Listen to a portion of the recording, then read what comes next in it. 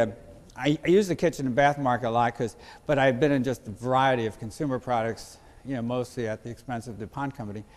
But when we get into the Korean business, and we made a conscious effort to only work with high-end designers and their clients in the beginning, we had to learn if that was how that market worked. Where did people get information? As a matter of fact, when somebody wants to buy a kitchen even today at the high end, where do they go for information? Pardon me? No, almost not. They go there to compare and look at product features. Never buy. Never buy. Well, but how they search for information, you're right. You're technically right. And that's a new thing, but they use it just to look. But what they do is they have a pattern that they go through, which includes friends, relatives, and neighbors, reading magazine articles. When you get publicity, having a publicist is like a gold mine. Most important person to you on any given day could be your publicist who gets you published, and you're going to get a lot of return on that money. Commercial, I told you I'd get you one. No, I didn't. So anyway, your client is, the consumer is the market. So narrow your consumer down to the one that you want to sell, because these are the questions that you have to answer. You have to say, what product should be in my portfolio? What product should I be offering? Well, there's so many ranges of products, just from price points and quality levels and everything. You couldn't possibly have them all, and you don't want to. You cone down your products, but not to the ones that are most convenient to you, not to the ones that are the cheapest. You cone down your products to the ones that are the best fit for who? All right. Your pricing.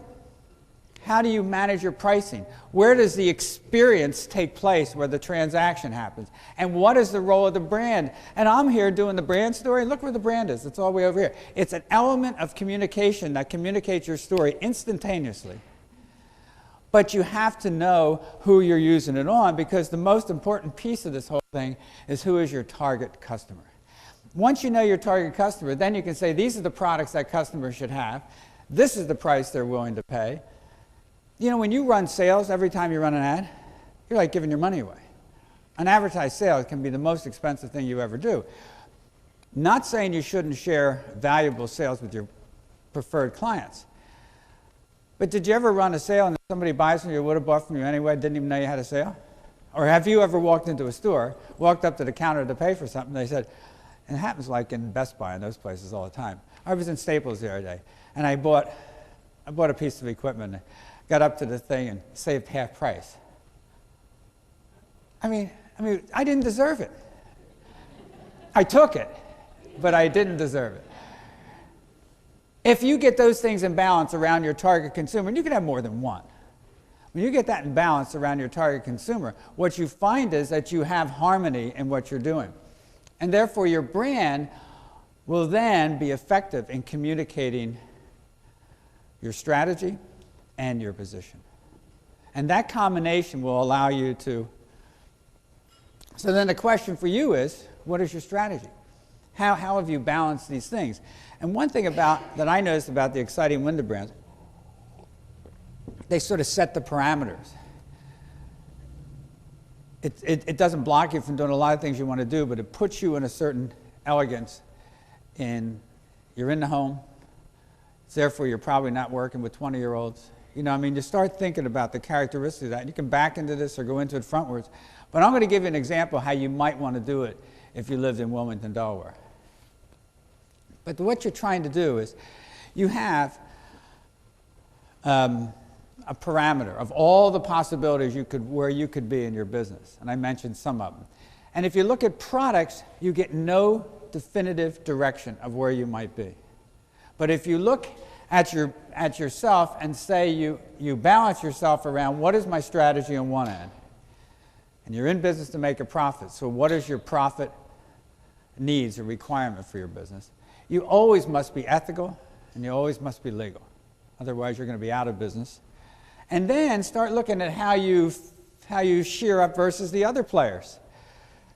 And you know your place. Don't let anybody... If somebody says, well, I compared you to the internet, and you're $4 higher, and I'm going to go buy them. You shouldn't have been with that person, first of all. But you're not going to be disturbed by that, because you were just in the wrong place. Your clients are ones who are the right age, economic status, or economic capability. They need your services, they like your service, yada, yada, yada, and go on. And I can give you a couple better examples or more definitive examples as we go on. But that's where you're looking for, because if you are able to do that, and think about how much time do we have? You know, I did it was one, were we sitting together when I did it? For breakfast the other day. Somebody said something to me after that. When you look at how much time you have, how many people are a one-person operation? How many people are a 30-person operation? None. Okay. So time is an important issue. How much time do we have in a day? Roughly 24 hours if we give up sleep. Well, if you think about it, if you take your average sale, what's your average sale? $3,000, $4,000? Maintain gross margin about 40%. What's your close rate? Do the math and then say, what is your profit requirement? And you do the math and work backwards. How many people could you possibly see in a day? That's your limitation.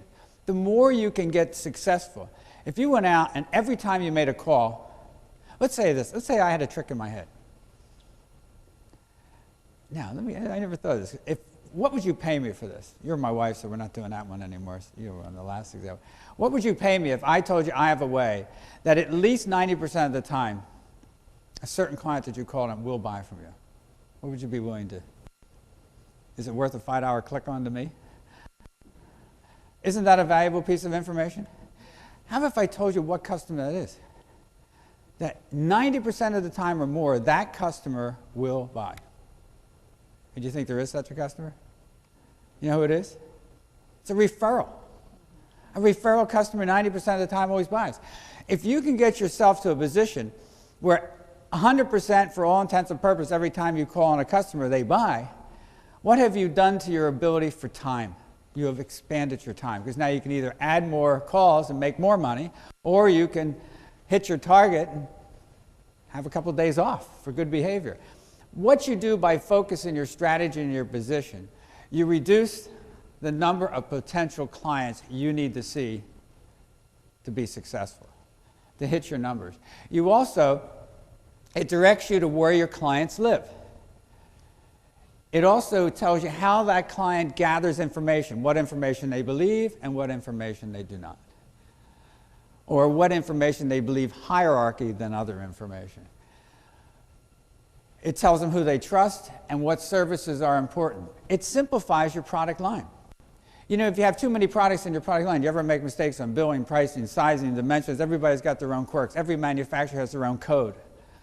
So by the time you get done with, you have too many products, you can't even manage your way through that. Biggest mistake for kitchen designers, the best ones in the country, if that firm has too many product lines in their place, they lose so much money on just mistakes. You make a mistake on a single cabinet in the kitchen, it could cost you $10,000. That's the sort of mistakes you get into, and it's a common one. It reduces your competitors. What a great way to reduce your competitors. By you focusing on your market, you know this is the place where I'm going to live and die. I'm not going to let anybody in here. The rest of it I don't care about. Do you think those first three examples I put up, maybe you already knew this, I can tell from your groans, those first three web pages I put up there, that any of those three are ever your competitors? They're not. They shouldn't be. Because the kind of client that you want won't even go there. You know, I saw a statistic years ago about Home Depot, and it was, we sell high-end clients too. Matter of fact, they even believe their own stuff. They opened up a thing called Expo, and which didn't work. Home Depot clients, and they did a statistic and got everybody coming through, and they did the analysis, and they got Steve coming through the door here and put him down high-end client. What happened was they never looked at what high-end clients bought there. High-end clients would buy at Home Depot, usually males, on Sundays when it was the only place you can get a light bulb. The only place was open. So they misread their own data, but they did a terrible job. How many kitchens did Home Depot ever sell to high-end clients? Almost none. Almost none. The definitive line there was amazing. And it's the same for a lot of other products. And I keep banging this thing and I keep going backwards here. There you go. It simplifies your product line. It reduces your number of competitors. It reduces your marketing cost. If you know exactly where your competitors live, you know exactly what to do. Do you have to buy television advertising to make your point?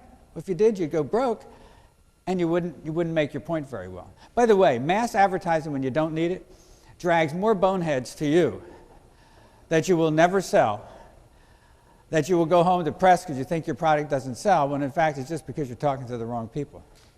It reduces your advertising, your advertised sales, your need for advertised sales. Now, advertised sales, I think it always bothers me about an advertised sale. You have to pay for the advertising. You have to give somebody a discount, and then people buy it who would have bought anyway.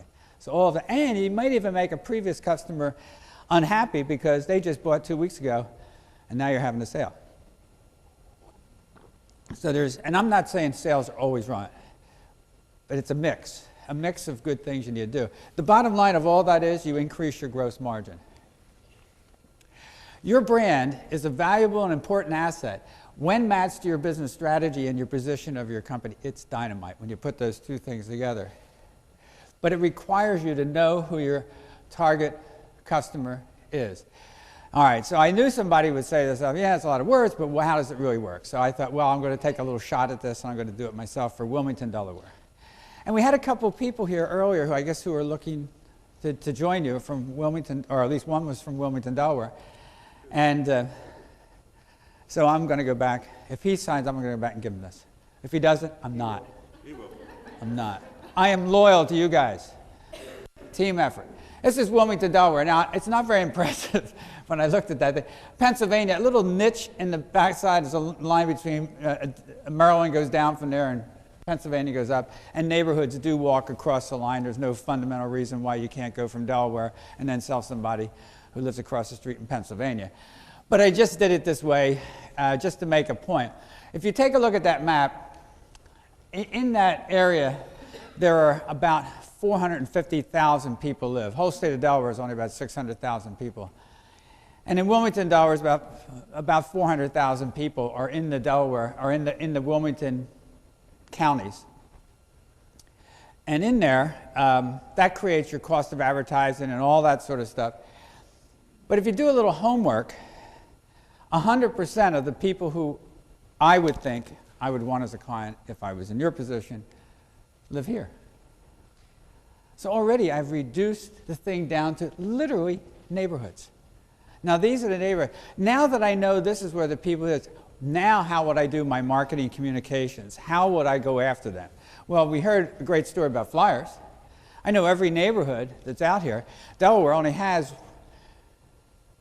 unless it's a senior citizen place, it only has one gated community in the entire state that I know about. And those parts that are marked up there at the top, high income, kind of folks that you would want to deal with, and the kind of, now I go back and say, well, how do they get their information? Well, one of the things is, you know where they live, so we'll get on the left-hand side of the road and we're going to go for them. The other thing is they gather information by listening to friends, relatives, and neighbors. So it's a whole bunch of things there about when you're doing a job, make sure you have your van, make sure your van is marked. And I know people don't always like to do these things, but yard signs when you're there. And yard signs, if you think of yard signs as an advertising, you're sticking on somebody's yard, you feel a little bit bad about it. I think a yard sign, when you put it on somebody's yard, people know who's in there in case something goes on, somebody parks a van or something on there in the wrong spot, they know who to call. And I even have an idea that goes beyond flyers. It's when you go to your client and you say, you know, we're going to be here for a couple days doing this stuff.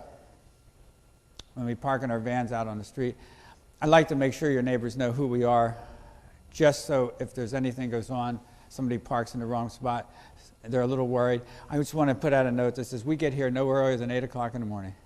We leave by 4 or 5, what happens to be. Here's our phone number if you're concerned about any of the vehicles being in the place, and don't do anything commercial. They just think you are the greatest person in the world. The Joneses just had their window treatments done by somebody who was so courteous to us. Then who do you think they're going to call next? It's a good idea, right? We do it in the kitchen side too. Also, the other place, and I heard you talk about realtors, and this reciprocal idea of how you get stuff done. When somebody moves into a house, probably the only person they know in that neighborhood is the realtor who sold them the house. So why not utilize the realtor for the kind of